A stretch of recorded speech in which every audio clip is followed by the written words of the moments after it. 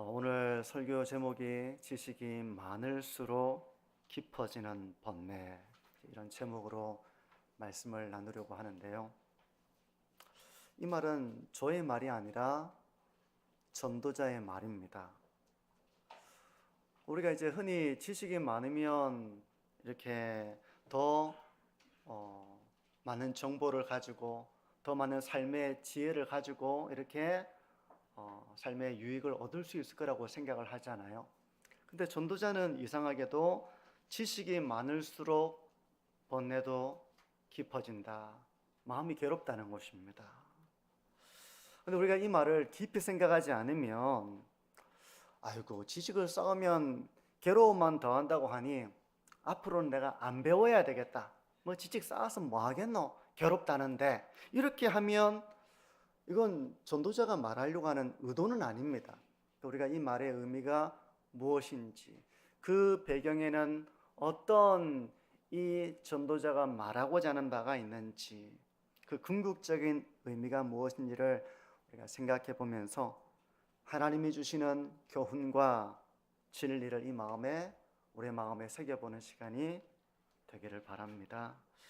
오늘 본문에서 전도자는 자기의 인생을 회고합니다. 어떻게 회고하는가 하면 12절과 13절을 보시면요, 나 전도자는 예루살렘에서 이스라엘 왕이 되어 마음을 다하며 지혜를 써서 하늘 아래에서 행하는 모든 일을 연구하며 살핀즉 이는 괴로운 것이니 하나님이 인생들에게 주사 수고하게 하신 것이라. 이 전도자는 이스라엘 왕이 되어서 마음과 열정과 힘을 다해서 지혜를 써서 하늘나라에 이루어지는 모든 일을 연구했다고 말하고 있습니다. 여기서 우리가 좀 생각해 보려고 하는 것은 인간이 어떤 존재인가 하는 것입니다. 인간은요, 배우고 연구하고 이 세상을 알아가고자 하는 그런 존재입니다. 이걸 지성적인 존재다, 이렇게 말할 수 있어요. 저와 우리 성도님들은 모두 사람이기 때문에 지성을 가지고 있습니다. 쉽게 말해서 생각하는 힘을 가지고 있고요, 이 세상을 더 많이 알고자, 더 많이 이해하고자, 그런 지식을 통해서 지혜로운 삶을 살고자 하는 그런 지성적인 존재라는 것입니다. 솔로몬만 그런 것이 아니라 우리 모두가 그래요. 그 사람은 이 생각하는 힘으로 어떤 일을 해왔습니까? 배를 만들어서 바다를 항해하기도 하고요, 지금도 거대한 배 수십 톤의 그 컨테이너 선을 배에 실어가지고 무역을 하고 짐을 실어 나르고, 이런 일을 하는 것도 사람의 바로 이 지성, 생각하는 힘에서 나오는 것입니다. 저는 지금도 우리 대구에 이렇게 비행기가 하늘을 떠다니면 저는 그 과학적 원리를 잘 모릅니다. 어쨌든 그게 참 신기하다고 지금도 생각이 되거든요. 공중에 떠서 저 무거운 쇳덩어리라고 말할 수 있겠죠. 저 비행기가 수많은 사람들을 태우고 하늘을 난다는 게 저는 지금도 신기합니다. 누가 저걸 생각해냈을까? 저 원리를 발견해가지고 저런 발명을 했을까? 너무 대단해요. 그 사람이 이런 지성적인 존재라는 것입니다.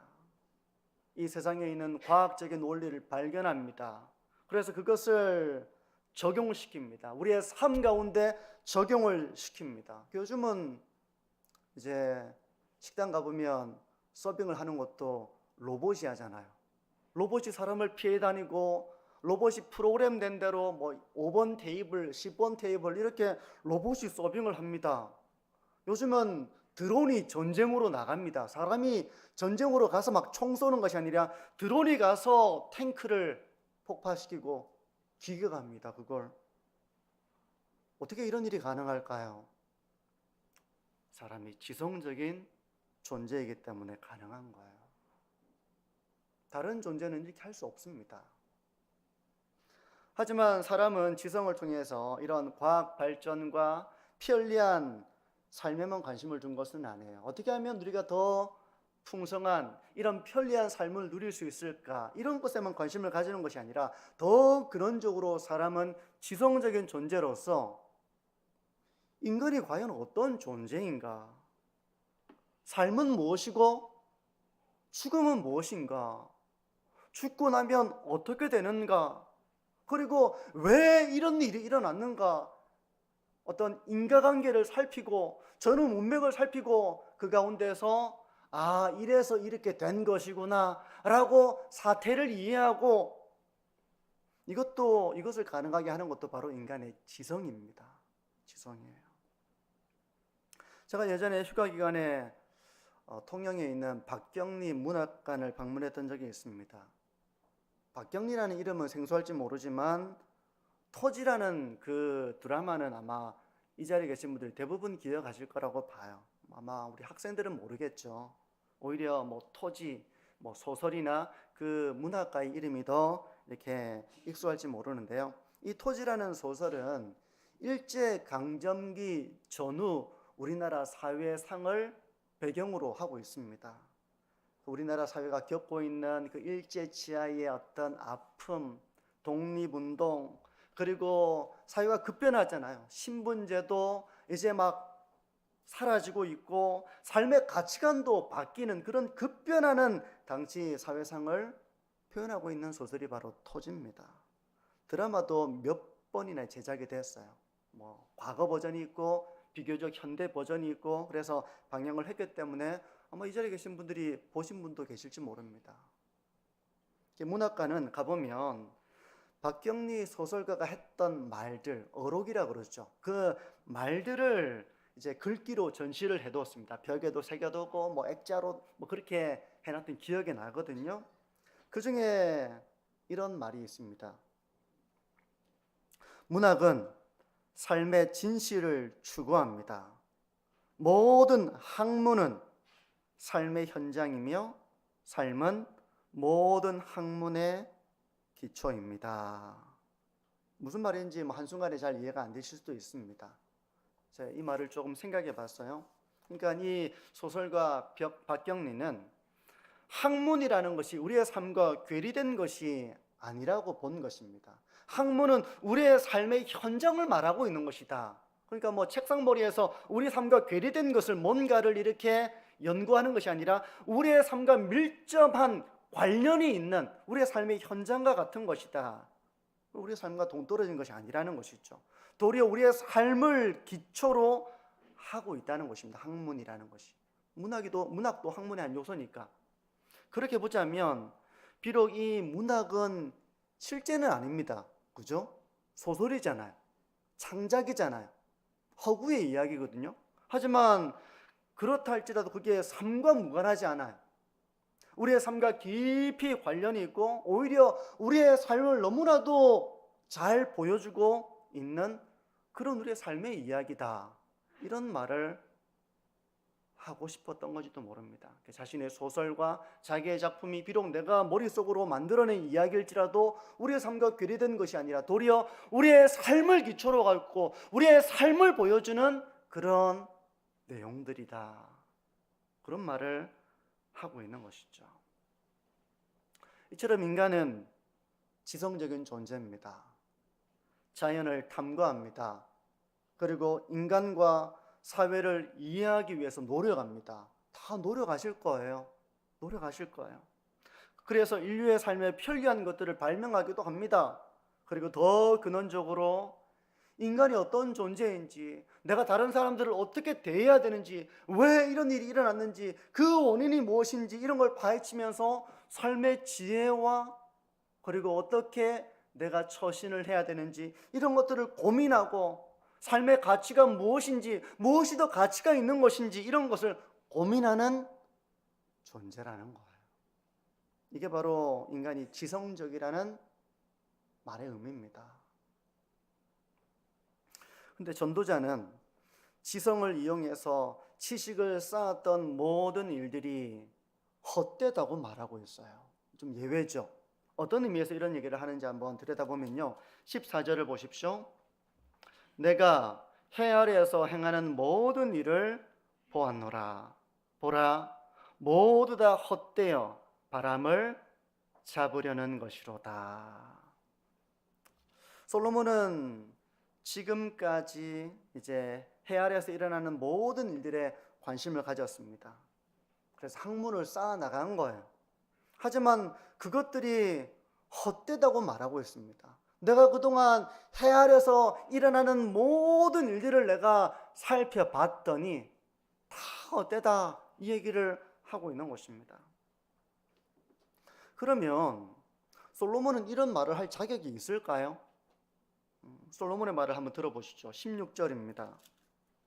내가 내 마음속으로 말하여 이르기를 보라, 내가 크게 되고 지혜를 더 많이 얻었으므로 나보다 먼저 예루살렘에 있던 모든 사람들보다 낫다 하였나니 내 마음이 지혜와 지식을 많이 만나보았음이로다. 솔로몬은 지금까지 있었던 예루살렘의 그 어떤 사람들보다 더 많은 지혜를 얻었다고 자기가 말하고 있습니다. 되게 교만한 거 아닙니까? 내가 그동안 어떤 사람들보다 더 많은 지혜와 지식을 내가 쌓아왔다, 이렇게 말하는 건 교만한 말이 아닐까요? 지금 우리에게는 솔로몬이 어떤 삶을 살았는지 조금 이렇게 너무 과거의 인물이니까 솔로몬을 잘 모를 수 있지만, 상대적으로 이 시대 당대에 살았던 사람들에게는 솔로몬은 그 어떤 사람과 비교가 안 될 정도로 탁월하고 지혜롭고 많은 지식을 가지고 있는 그런 인물이었습니다. 성경을 보면요, 열왕기상 4장 30절과 31절인데요. 한번 보십시오. 자막을 보십시오. 솔로몬의 지혜가 동쪽 모든 사람의 지혜와 애굽의 모든 지혜보다 뛰어난지라. 그는 모든 사람보다 지혜로워서 예스라 사람 에단과 마올의 아들 헤만과 갈골과 다르다보다 나음으로 그의 이름이 사방 모든 나라에 들렸더라. 그러니까 솔로몬의 지혜에 대한 그 명성이 얼마나 자자했는가. 이 이스라엘 안에만 아니라 이웃 국가들 가운데도 그가 어떤 지혜로운 사람, 여기 나오는 이제 지혜로운 사람 뭐 에단, 헤만, 갈골, 다르다, 이런 사람들이 나오죠, 그죠?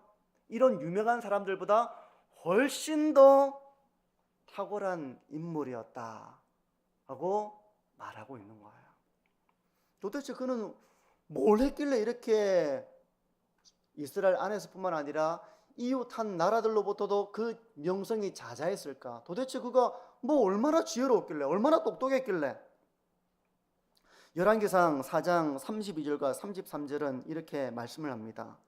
그가 잠언 3000가지를 말하였고 그의 노래는 1005편이며 그가 또 초목에 대하여 말하되 레바논의 백향목으로부터 담이 나는 우슬쪽까지 하고 그가 또 짐승과 새와 기어다니는 것과 물고기에 대하여 말한지라. 이 솔로몬은 인생의 교훈이 될 만한 그런 잠언 3000가지를 말했다는 것입니다. 이런 인생의 교훈은 구약 성경 잠언을 통해서 잘 이렇게 기록이 되어 있어요. 또 1005편의 노래를 지었습니다.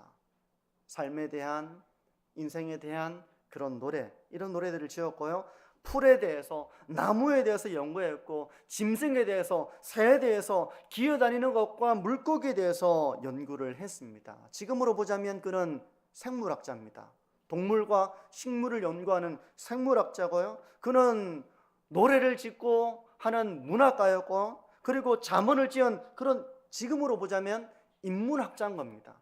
그는 당대 그 누구보다도 뛰어나다는 평가를 들은 지식인 중에 지식인이었고 지혜자 중에 지혜자였다는 겁니다. 근데 왜 그가 이 모든 지식과 지혜가 헛되다고 하는 걸까? 왜일까요?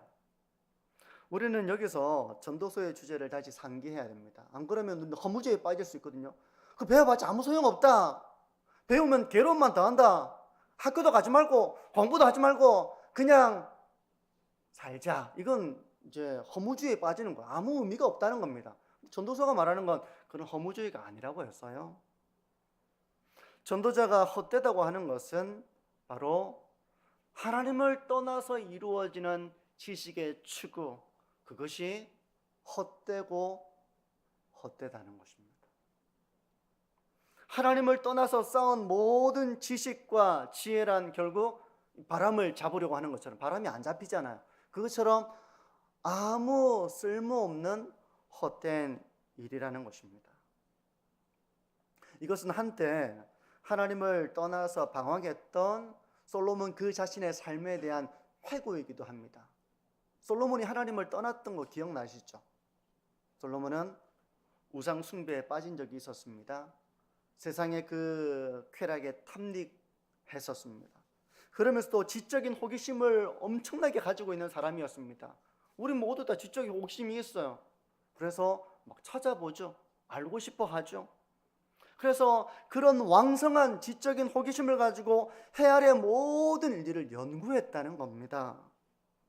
하지만 하나님을 떠난 그 모든 경험과 지식과 지혜는 결국에는 참 헛된 것이었다.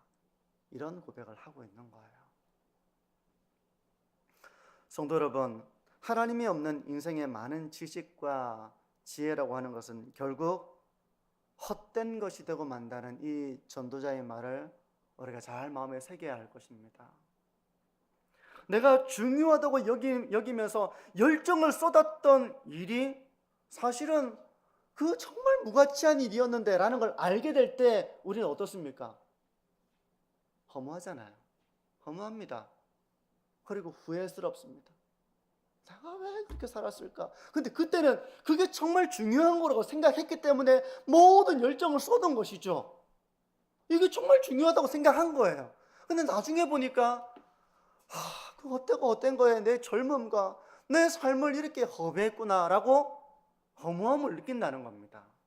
그 순간에 정말 참된 지혜와 참된 지식을 따라 살아갔더라면 이런 후회를 하지 않았겠지만, 하나님을 따라서 내가 추구했던 모든 지혜와 경험과 지혜와 이 모든 것들이 나중에 돌이켜보니 참 헛되다, 이런 고백을 하고 있는 것이죠. 그래서 잠시 인류가 걸어온 길을 좀 돌아보려고 합니다. 우리 인류도 하나님 없이 이 지식과 학문을 추구한 그 결과 어떤 현실을 맞이하게 되었는가를 잠시 한번 돌아보려고 합니다. 인간이 이성을 통해서 지성, 이성 다 비슷한 말이라고 이해하시면 됩니다. 이성을 통해서 과학을 발전시키고 수많은 지식을 쌓고 그로 말미암아 문명을 발달시킨 그 본격적으로 이루어진 시대는 근대입니다. 근대. 이 근대를 모더니즘이라고 하거든요. 지금 우리는 모더니즘이 아니라 포스트 모더니즘에 우리는 살고 있어요. 근대 시대였습니다. 계몽이라는 말을 아시죠? 계몽. 누군가를 가르치고 깨우친다는 의미가 있잖아요. 근대의 사상을 한마디로 말하자면 계몽주의라고 설명할 수 있습니다. 근데 이 계몽주의라고 하는 것은 중세 시대는 신에 의해서 가르침을 받고 깨우침을 받는 시대였지만, 근대 시대는 신에 의해서 가르침을 받는 시대가 아닙니다. 대신에 인간의 이성이 모든 것을 파헤치고 발견해서 가르침을 받을 수 있고 깨우침을 얻을 수 있다는 시대가 바로 근대 시대의 특징이에요. 그러니까 인간의 이성에 대한 그런 이성의 최고의 지위를 부여한 시대가 바로 근대였습니다. 그래서 근대 시대 사람들은요, 이상적인 세상을 만들어갈 수 있다고 생각했어요. 인간이 이성을 사용하기만 하면 언젠가는 유토피아와 같은 그런 이상적인 세상을 만들어갈 수 있어, 이런 기대를 가지고 살았던 시대 사람들이 근대의 사람들입니다. 그만큼 인간의 이성은 바른 지식을 얻게 해줄 것이고 바른 판단을 하게 해줄 것이며 그리하여 모든 문제를 해결해 줄 수 있는 만능 열쇠가 바로 인간의 이성이야 라고 믿었던 시대가 근대 시대였습니다. 그러면 인간의 이성을 최고의 지위를 부여한 이 근대 시대는 어떤 결말을 맞이했을까? 근대의 끝자락에서 이 근대 시대의 종말을 예고했던 한 사람이 있었습니다. 그 사람이 바로 니체라고 하는 사람이에요. 우리 성도님들 니체라는 이름 들어보셨습니까? 네. 프리드리히 니체라고 하는 사람인데요. 교회를 다니시는 분들은 한 번쯤 들어봤음직한 이름일 것이고, 또 우리 성도님들 중에는 젊은 시절에 자라투스트라는 이렇게 말했다 그 책 한번 보면서 읽어보신 경험이 있으신 분도 계실지 모릅니다. 저도 그 책을 사서 읽어봤습니다. 제가 철학가였기 때문에 니체의 책을 읽어보는 것이죠. 니체가 했던 말 중에 유명한 말이 어떤 말이 있습니까? 신은 죽었다 이런 말을 했잖아요. 여기서 니체가 죽었다고 말하는 신은 기독교의 신이 죽었다라고 이해할 수도 있지만요, 많은 철학자들은 이 신을 이성이라고 생각합니다. 그러니까 근대가 중세는 신을 최고의 지위에 두었다면 근대는 인간의 이성을 최고의 지위로 두었는데 이 인간의 이성이 죽었다는 것입니다. 인간이 이 이성으로 한 일은 유토피아를 건설하는 일이 아니라고 본 거예요. 이성은 죽었기 때문에 그런 일을 할 수 없다고 니체는 말한 것입니다. 지금은 더 이상 오늘날 시대에 살아간 사람들의 대부분은 근대 시대처럼 이성을 최고의 가치로 여기는 시대는 아닙니다. 오늘날 이 시대는 우리는 포스트 모더니즘에 살고 있어요. 모더니즘 속에 살고 있는 것이 아니라 이 시대는 포스트 모더니즘이라는 말 들어보셨죠? 근대가 지나고 난 다음에 이걸 우리말로 번역하면 현대라고 하지만요, 영어로는 포스트 모더니즘이라고 합니다. 다시 말해서 인간은 이성을 통해서 학문을 쌓는다면 더 이상적인 사회, 더 풍요로운 사회를 만들어 나갈 수 있고 모든 문제를 해결해 나갈 수 있다라는 기대를 이제 하지 않는다는 거예요. 오늘날 이 시대는. 근대의 사람들은 그런 기대를 했지만 오히려 인간의 이성은 완전한 것이 아니라고 여깁니다. 겉으로는 이성을 사용해서, 이 이성이라는 게 얼마나 대단합니까? 자기의 잘못도 명분을 만들어서 옳게 포장할 수 있는 이 능력이 이성에게 있습니다. 그런 생각하는 힘이 있습니다. 그런데 인류의 역사를 보게 되면 이 이성을 통해서 근사한 대의명분을 말하고 있지만 속으로는 다른 사람을 지배하려고 하고 빼앗으려고 하고 잔인한 학살과 미움과 이런 전쟁을 일삼는 이 이성을 도대체 믿을 수가 없다 라고 니체는 말하고 싶었던 것이죠. 그러니 이런 존재가 하나님을 떠나서 지식을 쌓으면 어떻게 되겠습니까? 그 끝은 허무주의에 빠지거나 무신론의 삶에 빠지거나 삶의 의미를 부정하는, 회의하는 그런 삶으로 귀결되는 거예요. 무신론적 실존주의가 말하는 것처럼 알베르트 까미 같은 사람이 시지프스 신화를 통해서 그냥 바위를 계속 밀어 올리는 삶, 전에 설교할 때 한번 언급한 적이 있죠. 바위를 올리면 어떻게 됩니까? 또 떨어지죠. 또 올리고 또 떨어지고 또 올리고 또 떨어지고. 인간의 삶이라는 일은 무의미한 것이지만 포기하지 말자. 우리가 무의미한 삶을 살고 있지만 포기하지 말고 그런 무의미한 삶에 저항하자. 이런 사상으로 빠지는 것입니다.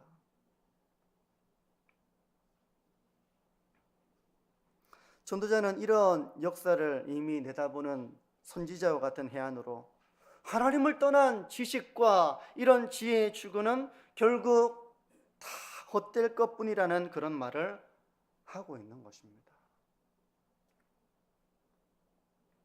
성도 여러분, 하나님 없는 지식과 지혜는 결국 우리를 헛된 것에 몰두하게 만듭니다. 정작 중요한 것을 놓치게 만듭니다. 히틀러가 최후를 맞이할 때 얼마나 허무했을까요? 한평생 자신의 신념을 따라 노력하고 수고하고 했는데 죽음 앞에서는 그 모든 것이 수포와 같이 물거품처럼 아마 허무했을 것입니다. 그런데 이것은 히틀러만의 문제는 아니에요. 하나님을 떠나서 내가 추구하고 경험하고 이렇게 하면 되겠지, 저렇게 하면 되겠지, 이렇게 하면 될 거야 라고 생각했던 모든 경험을 축적한 지식과 학문과 이런 모든 내 삶의 지혜는 결국 나를 헛된 것으로 가게 만든다는 것입니다. 하나님 없는 지식은 오늘날 사람들은 인간을 한낱 우연과 진화의 산물로 여깁니다. 사람을 존귀한 하나님의 형상으로 여기지 않고 여타 동물 중 하나로 격화시킵니다. 사람은 특별한 존재가 아니에요. 하나님 없는 지식은 헛된 것에 가치를 부여해서 정작 중요한 것을 놓치게 만듭니다. 하나님 없는 지식은 인생을 오해하게 만들고 죽음을 오해하게 만들고 참된 진리를 놓치고 방황하는 삶으로 나아가게 하는 것입니다. 하나님 없는 지식은 그 사람을 교만하게 만듭니다. 다른 사람을 짓밟아 자기 유익을 추구하는 것으로 자신의 지혜를, 자신의 지식을 이용하는 것이죠. 그런 삶은 결국 불의의 악순환을 만들고 언젠가는 의로우신 하나님의 판결을 벗어날 수 없는 비극으로 끝마치게 될 것입니다. 성도 여러분, 그렇다면 우리가 마지막으로 좀 생각해 보면서 이 설교를 마무리할 부분은요, 그렇다면 하나님 안에서 지식을 쌓는다는 것은 어떤 것입니까? 하나님을 떠난 지식의 헛됨을 말하고 있다면 지식을 추구하는 것이 헛되다, 이런 허무주의를 말하는 것이 아니라 우리가 하나님 안에서 참되게 인생을 이해하고 참되게 인간을 이해하고 참되게 이 삶을 이해하고 참되게 삶의 길을 걸어가기 위해서 우리가 하나님 안에서 바른 학문과 지혜와 지식을 쌓아나가야 하는 것이죠. 어떻게 하면 그렇게 할 수 있습니까? 그것은 인간이 자기의 힘으로 인생을 이해하고 해답을 찾아나가려는 노력을 말하는 것은 아닙니다. 대신에 인간은 하나님의 은혜로 비로소 삶의 진실과 진리를 보게 되는 것입니다. 우리가 어두운 곳에 빛을 비추면 비로소 사물을 분간할 수 있는 것처럼 우리 인생은 진리의 영이신 성령께서 우리의 어두운 눈을 밝혀주실 때 우리는 비로소 내가 어떤 존재인지, 이 세상이 무엇인지, 삶의 바른 가치는 무엇이며 우리는 어떤 삶을 살아가야 되는지, 이런 것들을 깨닫게 되는 것입니다. 그러니 우리는 얼마나 복된 존재들입니까? 하나님 안에서, 신앙 안에서 성령으로 거듭나서 이 인생을 바라보고 하나님의 말씀을 묵상하고 지나고 나면 헛된 것이 되고 말 것들을 붙드는 것이 아니라 과연 무엇이 영원한 것인가? 무엇이 가치 있는 것인가? 이것을 고민하며 참되게 하나님을 예비하며 살아가는 자들로 부름을 받았으니 우리는 얼마나 복된 자들입니까?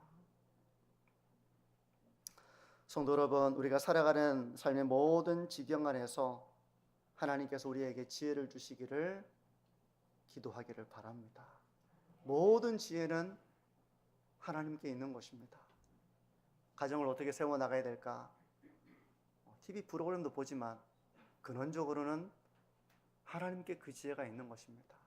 하나님, 내 삶의 문제를 어떻게 해결할 수 있습니까? 하나님이 도와주시고 하나님의 지혜를 주셔야만 우리가 그런 삶의 문제를 극복해 나갈 수가 있는 것입니다. 그래서 사람의 고민과 악인의 꾀가 아니라 성경 속에서 하나님의 지혜를 발견하는 삶의 길을 우리가 걸어가야 하는 것이죠. 성도 여러분, 세월이 흐른 이후에 지난 삶들을 돌아볼 때 참 헛되다 하는 이런 한탄이 아니라 오히려 내가 하나님을 경외하며 살아왔던 그 모든 것이 참 은혜였구나 라고 고백하는, 그렇게 하나님께 찬양을 올려드릴 수 있는 삶의 길을 걸어가시는 저와 우리 모든 성도님들이 되시기를 주님의 이름으로 축복합니다.